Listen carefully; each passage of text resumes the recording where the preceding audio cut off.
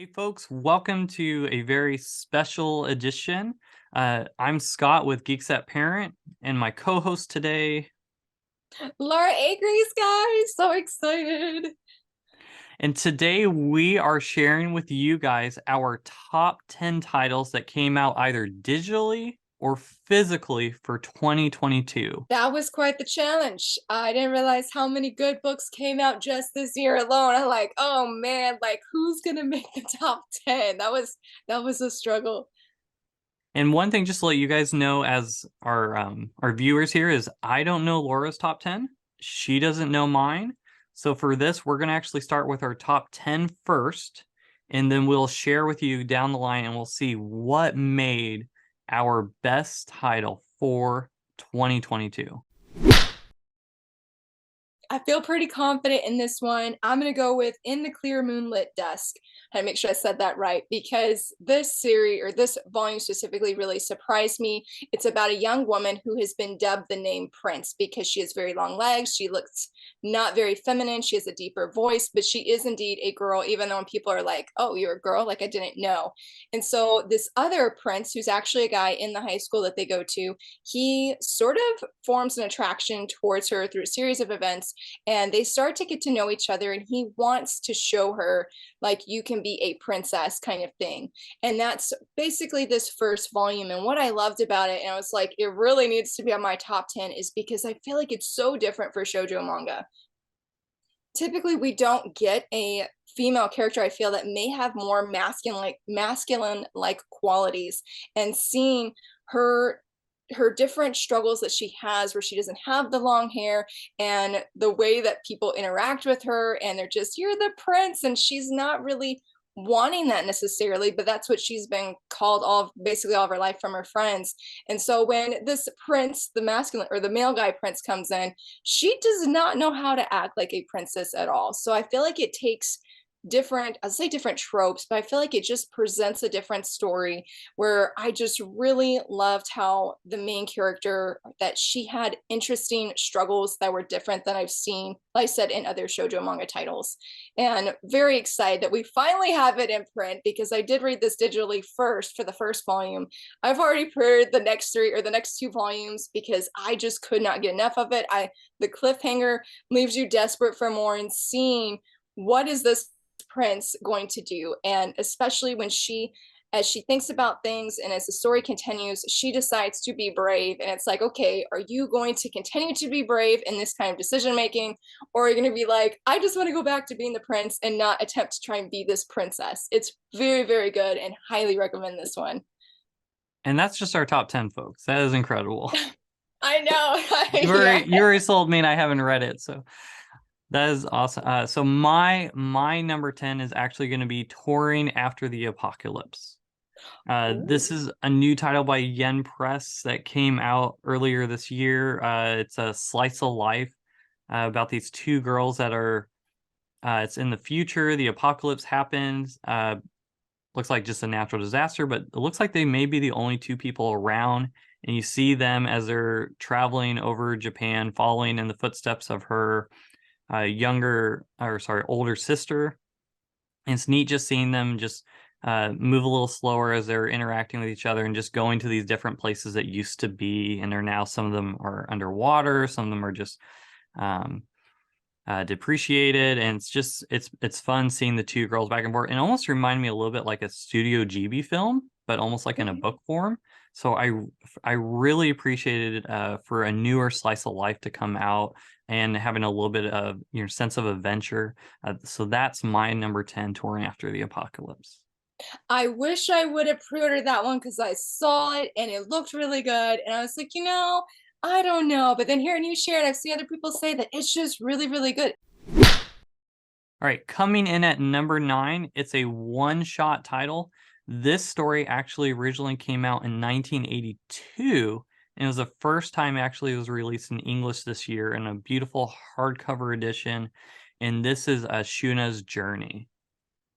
Now, this title actually is from Studio Ghibli. It's actually it's the only illustrated story that he did. So it's fully in color, and this, what I thought was really neat was getting little peek behind the curtain of what Studio Ghibli was before Studio Ghibli came to be.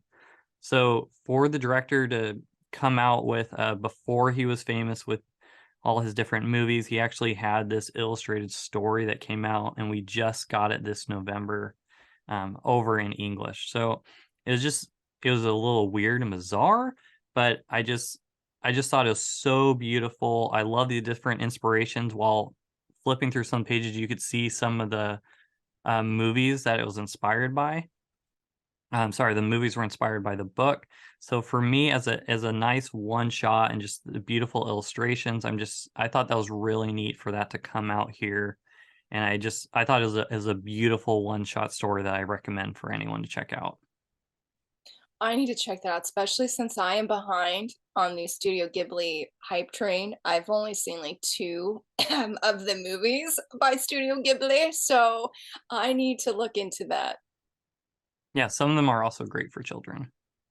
Okay, I finally saw Spirited Away, so I felt like I was winning last year because I saw it for the very first time. So I want to see in how was it Howl's Moving Castle? That's what I'm hoping to see next. Have you seen Totoro? I have not. I have not. I have not. You can take my anime fan card away. I'm so Oh, behind. it's you have kids too. My kids love Totoro. They sing the songs, and there's a tree that grows, and they went in front of the TV without me asking, and they start going like this, trying to get the tree to grow, and Oh, it's a beautiful, beautiful movie. I need to see if our library has that then. Laura, do you want to share with us what is your number 9? Yes, I am so excited. So I know that I am mainly featuring Shoujo and Josei on my channel this month, but I had to do this, and that is Blue Box. It was my most anticipated read for this year. Very much exceeded my expectations reading it physically because I read it on the Shonen Jump app. But basically, it centers around this character. His name is Taiki. He's a best boy. I know that's not what the blurb says, but he is best boy. Absolutely love him. But he is a badminton player, and he sees his upperclassman Shinizu. She plays basketball, and he's very much stirred by her love for basketball, how she just carries herself, and he starts having feelings for her. And through a turn of events, they get a lot closer. But is he going to work up the nerve to actually tell her his feelings, or is he just sort of going to, I guess, more or less not sit back, but he's not going to take that step forward? This first volume was everything I love in sports romance. It has this perfect blend of romance, sports, and the badminton aspect has been very much everything for me because I loved it growing up. So I've really enjoyed just all of the elements of this story and how it's just so compelling. Cannot wait for book 2 to release. So excited. Oh my goodness. I am so hyped for this one as well. And I'm going to say daily report about my witch senpai. There has been no other book that I have read as much as I've read this 2 volume series, though it is supposedly going to get a third volume in Japan. Hopefully we will get it in the States. This is a Josei series that is very wonderful. It looks very cute and very sweet, but it has some really great underlying elements. But the story centers around the main guy, Misono, who is he calls himself an office drone. He works at this office place, and he sees his not upperclassman, trying to think of the word. What is the word? She is a, what is it? Senpai, there we go. He sees his senpai, Shizuka. She is a witch, and she basically does any errand that anybody asks of her. She goes on her broomstick, runs herself ragged, and he is like, no, you shouldn't be doing all this. And so he's sort of questioning, is he saying that because he cares for her in a romantic way, or is it because she is his senpai? This story was so strongly recommended to me, and I will just strongly recommend it here. It's like I said, it has these very sweet elements. The romance is perfection. That doesn't say much, but it's very sweet. It's a slow burn, but also it has just these deep layers that are very thought provoking and makes it so much more than like a romantic comedy in The Office. And the magical element just really enhances everything with the romance, and I was about to almost say politics. This is not Yona of the Dawn. um, and the office workspace and having other coworkers around them. It was very much a big surprise for me because I don't typically read witch stuff or with manga with witches in it, but it's so wonderful of a story that I love it. Like I said, I've read this manga 5 times, and I didn't even know where I should put it on this list of top 10 because it's just that amazing, that good. All right, and my number 8 is a newer title where actually I did not like the first volume, But because I pre-ordered the other 2 volumes that came out, I was like, I might as well keep reading, and it had ended up growing on me, and for some reason, the 2nd volume, it clicked, and that was The Elusive Samurai. So this title is actually from the same author that made The Assassination Classroom, which I watched the anime. It was really good. I haven't read the manga, but I heard the anime is almost to the T of the manga, so for that said, I stick with the anime, but this was actually really good. It reminded me a little bit like Demon Slayer, but without the slaying of demons, but just the banter back and forth of the different characters and following them on their journey. You have this young future prince that does just he's elusive in the sense that he is constantly running and hiding from his enemies or hiding from work, and it's actually has become a skill because he's so good at getting away from people. So this story follows where he's supposed to be taking over this province, and then the lovely hero of the story ends up turning bad and ends up betraying his entire family, and now he's the only one left as a heir and has to flee away, and you're slowly watching as he's trying to now figure out how to get his kingdom back. So it's just neat seeing him, join these other people who that's where it reminds me of Demon Slayer, the different people who come join him as they're now his companions as they're moving towards of how to be able to slowly build things and get to where he was before everything got taken away. I should try volume 2 because I wasn't sold on volume 1 despite that is a cover by manga cover for volume 1. Yes, I wasn't sold on number 1, but number 2, it clicked. Okay. Okay. That's good. That's good to hear. I'm glad. Alright, so for my number 7, this is actually a webtoon that came out in hardcover or paperback, which is a bit surprising to me. This is one I hadn't heard of before, but I wanted to check out, and it's called Tower of God. Now, this story follows this character named Bam, and he follows this girl who's a friend, and she ends up disappearing in this tower, and he just has this desire to find her.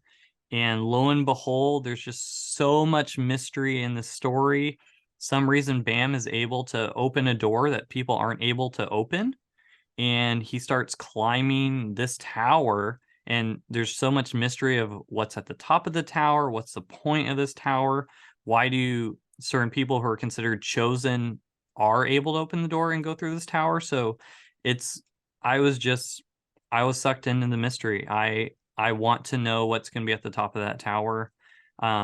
If I collect it physically, I'm kind of sad because the next volume doesn't come out till summer next year, Oh, but it's in full color. And if you're looking, this is one I can actually also recommend probably for a little bit younger readers. So if they're 11 or 12 plus, this is one that they could check out as well. But yeah, I want to know what's on that top of that tower, and I just thought they did such a great job with the mystery and that hook where you just kept wanting more.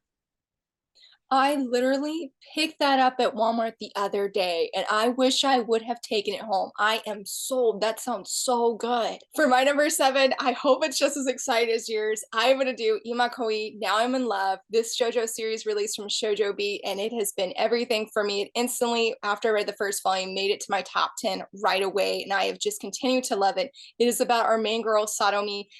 When she was in middle school, she had a crush on another person. She really wanted to confess her feelings to him, but she never worked up the nerve. So she told herself, when I get in high school, I'm going to confess. And this guy, his name's Yagyu, he helps her out of a very uncomfortable situation, and she decides she's going to confess. She does. He said, well, why don't we more or less date? And now she's in this relationship and she has no idea what to do. And that's part of why I really love this series, because I feel like in shoujo manga you often see women who know exactly what they want from the relationship. They know where they want it to go, and Satomi's like, I just really like this guy and I have no idea what I want to do. And that is their story. And it's been very beautiful, very cute.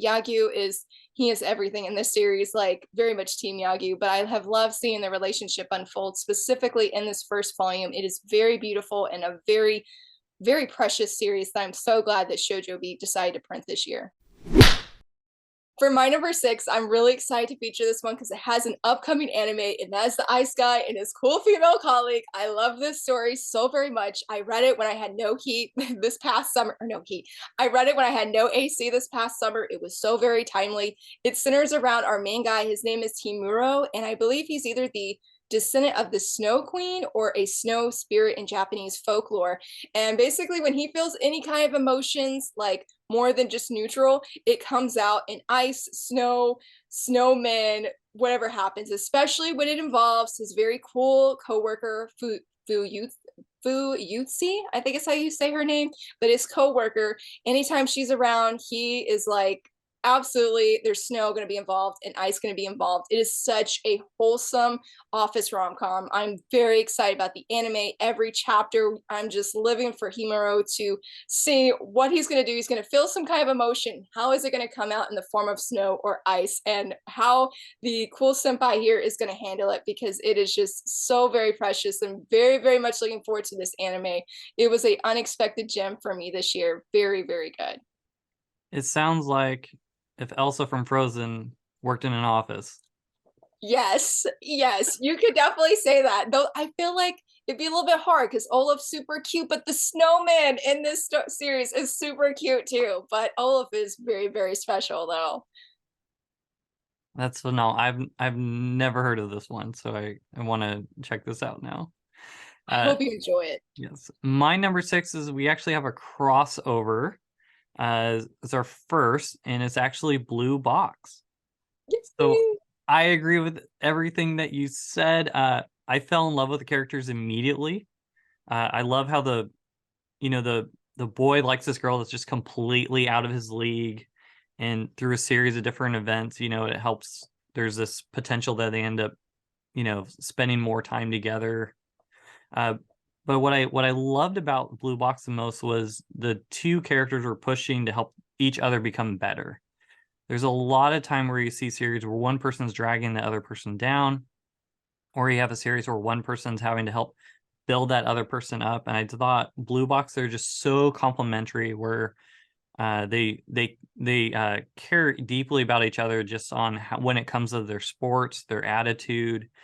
And even if we don't know if they're going to get together or not, I did love that idea that, hey, how can I help? I'm going to help encourage you, and then for the other person, I'm going to encourage them. So I just thought that was just so beautiful, just to piggyback from everything you already said.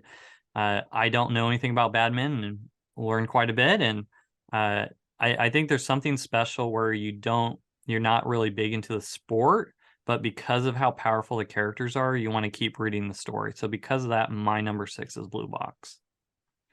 That is so well said. Yes, I also second that. I also second that. I'm so glad it was on your list too. I'm so glad it was on your list and you shared that. All right, folks, we're now in our top five. So, the rest are just garbage. I'm just kidding. But yes, our top five. And to kick us off, this is a title that has been out in Japan for a very long time. This is one of those series that on my anime list has been in the top 50. And I think there's always something special about a series that is so well loved, even though it's never gotten an English release. So I was so happy when Seven Seas announced, and I was actually surprised that this title even came out. Is actually on my list of titles that I was always hoping would be in English, and that is Yokohama Kadashi.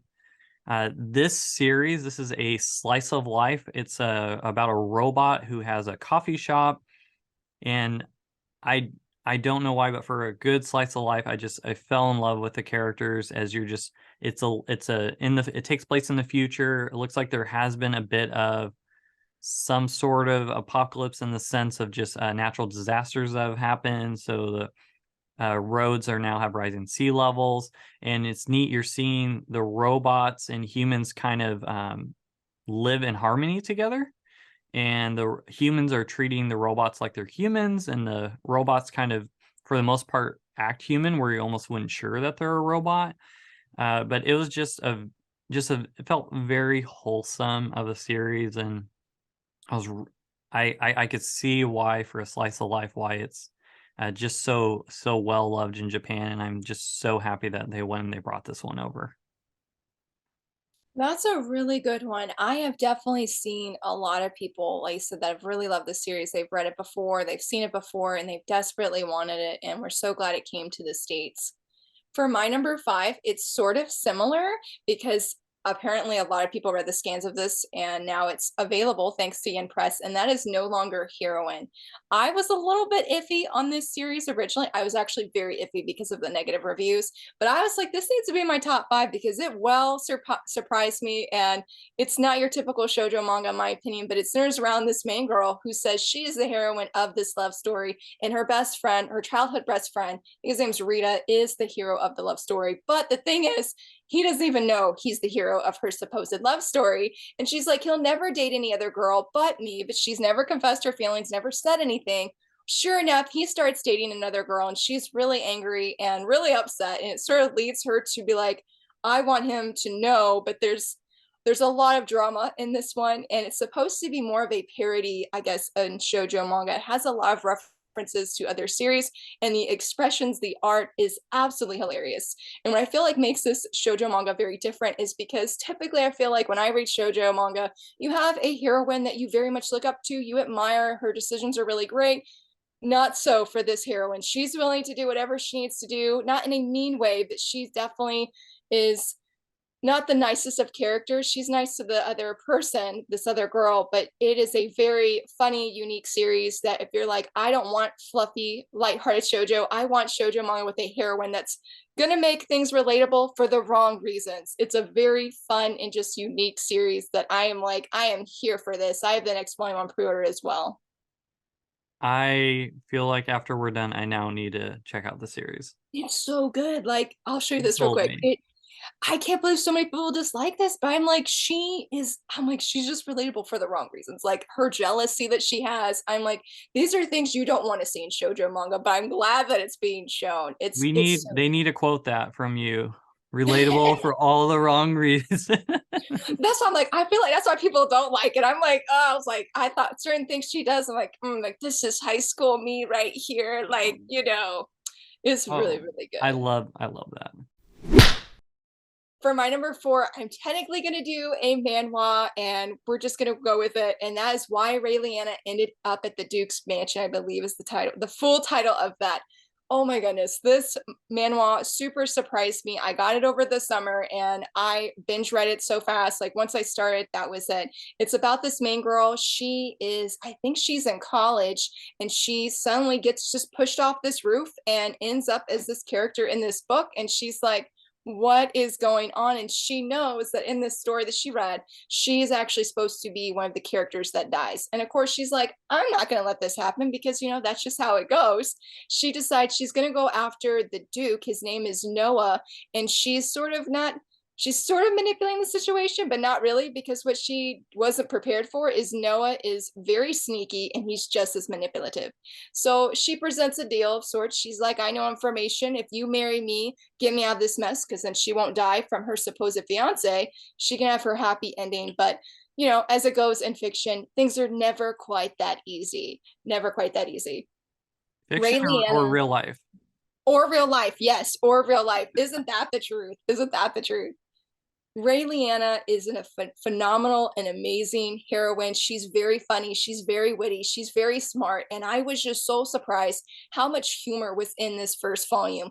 It very much surpassed any expectations that I had. I thought it'd just be a fun, colorful, because it's all in color. So I just thought it'd be a nice eye candy kind of story, but it goes so much deeper. Really love the characters. Noah is something else. And these two, when they come together, I'm like, who is going to be the winner in these conversations, in these moments? Because they're just very analytical in many ways, but there's humor that goes in with it. And she's like, I can't believe that actually worked. And it just happens to sometimes go like that. I have read this. I spit my tongue. I bit my tongue. I have read the second volume and very much enjoyed it as well. And it's one that just, I feel like anytime a new volume comes out, it's going to surprise me. It is very, very good, and very excited for the anime that's coming out next year. And I'm another title I believe I'm gonna now be purchasing after our video. Yeah, yeah, it's good. It's good. And it has more, if you like fantasy too, it has more fantasy elements that pop up in the second volume. Oh, that yes, you've sold me. My number 4 came out in the January this year, so there's 4 volumes out right now. It's one of the probably more popular shonen series that come out, and this is Sakamoto Days. This story is about an ex-assassin who's now overweight and is a convenience clerk. He found the love of his life and gave away the profession of assassin, but unfortunately his past comes back to haunt him in ways that sometimes are entertaining, hilarious, also action. But it's, as you see, the more cast members come join to now work at the convenience store, as well as different scenarios of him trying to be assassinated from his past. This is just it's been funny, it's been entertaining, and I'd say it's probably one of the, for a Shonen Jump title, this is probably one of the better ones that's come out within the last year. So for my number 4, if you have not checked it out yet, my daughter who's 11 who's been reading as well, and she is thoroughly enjoying it. But just because, not necessarily the action, but just the humor and the writing has just been just so entertaining and just funny. And so because of that, that's my number 4, Sakamoto Days. Well, I am sold on that, and I need to see if my library has it because I've been on the fence and I am sold, especially if your 11-year-old daughter loves it as well. I need to get up on it. All right, we are now to the top 3. This is supposedly the best of the best. And this story, I will say my top 3, I struggle. I could probably maybe put these in and, flip the order depending on the day. But this series just gripped me so much where I was dying to find out what's next. The first 3 volumes are out in America. The series actually came out in Japan a while ago, so it was a new title to be released in English. People say that Squid Games end up getting inspiration from this story, and the live action season 1 is on Netflix, and this is Alice in Borderland. What I appreciate about this series, a story a long time ago I started reading, and I actually had to close it because it was too much for me, was Battle Royale. This has some of that feelings of the survival of these people who are in this game. They're not sure how they got there. They're not sure why they have to play these games. But in these games, it is where, unfortunately, not everyone lives, sort of like Squid Games. And you're seeing, so there's just so much mystery behind the games are intense. And as soon as I finished the first volume, I ran and grabbed the second one. I had to keep reading. So I always love stories that grip you in a way where you want to keep reading it. So because of that, I'm fascinated to find out what happens in this story. And I mean, it is definitely not for kids. It's a lot more mature, but it wasn't as extreme as Battle Royale, which I did appreciate that I could stomach this a lot more. But I'm thoroughly engaged to find out and hopefully unravel the mystery on how they got there and who is actually running and organizing these games that they're trying to survive. I have heard a lot of good things about that series, and I did not know that Squid Games was sort of maybe like low key inspired by that series. That's really, really interesting to hear. It's a rumor, and It's a rumor. I might be pushing that rumor even more. I have thought about trying that series, but I haven't finally decided if I will try it or not. But I can say, going in for my number 3, that this is a series I'm so glad that I tried as well. And that is Miss Miyazan Would Love to Get Closer to You. This is the most sweetest and wholesome shonen manga I have ever read. I must do a huge shout out to my friend Shay at Shay Geeks Out. She's the only person I know who has read this series. Well, I know a few more now, but at the time she was the only person. And it's about these 2 high schoolers who are such a precious little beings, so adorable. But Miyazan is a prim and proper princess, supposedly. She's very elegant. While you have our hero who is rough around the edges. He was known to beat people up in middle school, and they both are just drawn to each other. They want to get to know the other person, but they're like just their nervous, awkward little selves. And as they try to come closer, they just say things that make them blush or just that are just awkward.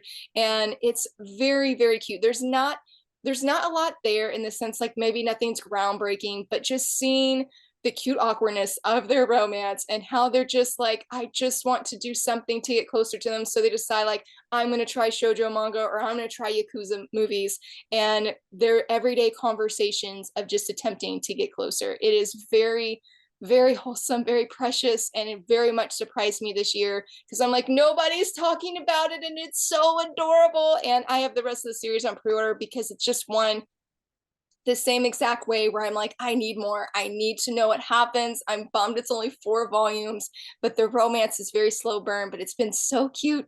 It's just so cute. I'm like, I read it and I giggle and I laugh and I smile and I just feel so happy after I read this series. It's so good. It's so good. We're coming in for number 2, and usually I have a rule that I must have reread a volume at least twice before I can actually say it's a favorite. But this series, the manga community is like, Laura, you need to read it, and I finally read it, and that is the Savior's Book Cafe story in Another World. If you were looking for an isekai that is just fantastic, this is it. It's about Tsukina, I believe is her name. She's a 30-year-old office worker. She's pretty happy with her life, but this orb, who supposedly is God, comes to her and says, hey, I want you to be this savior in this other world. And she's like, no, thank you. I'm very happy with where I'm at. And he's like, well, I could give you this, this, and this. And she's like, no, like, I don't want to do it. And he's like, well, I'm going to force you to do it. And she's like, fine. What are you going to give me in exchange, more or less? And he said, I'll give you basically any wish that you want. And so she wishes to have a book cafe in this other world and have the ability with anything bookish related in this world. And it is so good because of that right there, that she goes into this world, creates her dream book cafe, and just lives sort of a happy life. Granted, I haven't read past volume 1, and there's events that lead me to believe it's not going to be all sunshine and roses, so to speak, but there is a knight that comes in.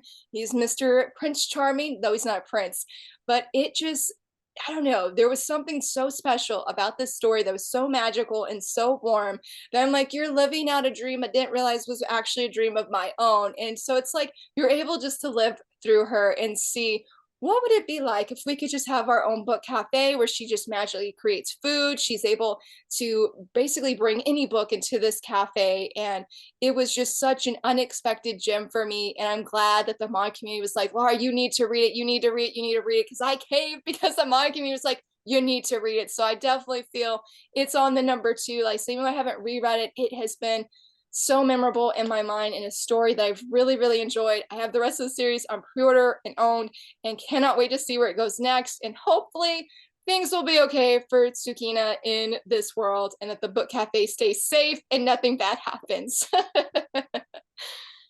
Oh, this is another one I've never heard of, and I really like isekai stories, so it's one I'll have to check out. Mine, number 2. Now, this series is finished in Japan. It was in digital jail for a long time from Kodansha, and somehow Seven Seas paid the bail and let it out. The first 3 2-in-1 volumes have come out, and this is Tokyo Revengers. Now, I've heard a lot of people don't like the ending. I don't know anything about the ending. I don't want to know anything about the ending, but I am enjoying the journey so far, and that's why it's made my number 2. It's about this boy who didn't really make much of his life. He's all grown up now, and while watching TV, he finds out the only girlfriend he ever had just recently died and was killed, and somehow he meets up with her younger brother, and for some reason there's this magical, I guess, where he's actually able to go back in time 12 years to being a junior hire. And his idea now is he's trying to figure out, how does he save this girl who he had a crush on. He hated junior high, and that's something I relate to. I was miserable when I was a junior higher, but now he's trying to make changes in his life, and not necessarily for himself for the better, but how do I save this girl? So it's neat just trying to figure out how that's going to happen. And then you find on the way, like any type of time travel, that even when you make changes, sometimes things actually get worse, not better. And then when you think you finally felt like you resolved the story, oh, it's actually, this still happens. So the artwork is really good. It's one of those few ones where some of the full panels, when you flip through, I was just memorized on how it went. The dialogue is really good, and I want to know more. So I think part of one thing is the journey. Like, I know a lot of people don't like the ending of Attack on Titan, but if I enjoy the journey to the ending, I'm not gonna not I might bring a notch down because of the ending, so but I don't know anything, and because of that, I'm gonna keep my heart happy, and, because of that, I just phenomenal, sucked into the story, very gripping, so that's my number 2, Tokyo Revengers. I actually have that volume thanks to a friend, and I need to apparently read it. I need to read it now. Okay, folks, we are now down to number 1. This is our number 1 for this year, and just as a friendly reminder, there are many things that we have not read yet. There are certain things that just may have not even come out. When we're recording this, The Boxer has not been released. That's releasing later on this month. I pre-ordered Summertime Renting in hardcover, so because of that, I haven't read that one yet, so it's very possible that this list could change.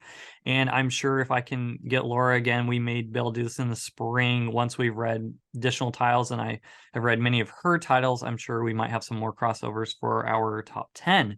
But my number 1 is another sports manga, and what I actually don't really know much on the sport, nor do I care much about this sport, even though I know a lot of people are diehard fans. But when a manga makes you care about a sport, I think there's something special to that.